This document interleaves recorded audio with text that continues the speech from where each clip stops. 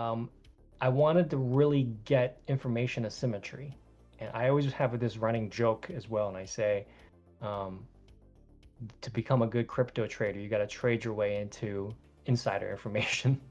And what I mean by that is gaining information asymmetry, basically an edge, right? So the chart is only going to work so well, and the real edge is being able to get information that is not publicly easily accessible. It could be publicly known, but there might be a little bit of um, logical gymnastic that you have to go through to really realize it, and putting some pieces of information together and then making a bet on that.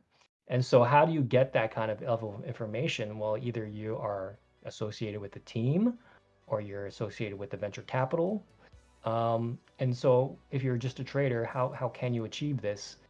Well, I learned this kind of from an OG of Moonshot Crypto, the original founder of Moonshot Crypto, Donnie Crypto. And basically, he was making a killing in the ICO era in 2017 when Moonshot started. It was his group before he handed it over to me. But in the 2020, 2021 cycle, he just went hard on Solana.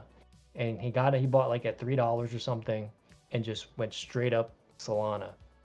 And he got to know CMS Holdings. He got to know a whole bunch of Solana people because he just went hard on that shit.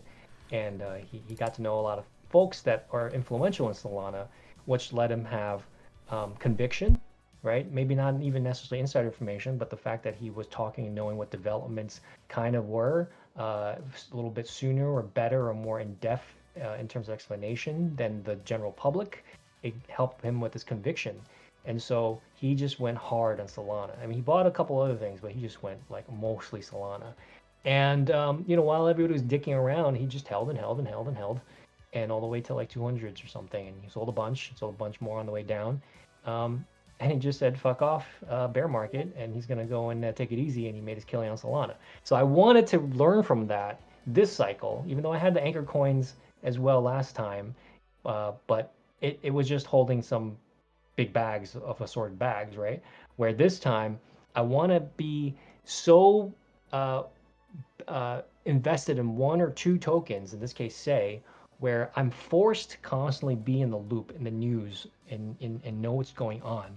And that's what I mean by information asymmetry. It's not so much trying to fully get like actual insider information, but being hyper aware of developments of a single project or two and knowing the details rather than just the superficial shill of an influencer's post, and knowing what actually is going on because you have a full bird's eye view of all the developments.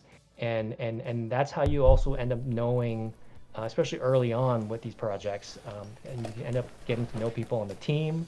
You get to know the backers, the marketers, the service companies that help these tokens, from market makers to marketing.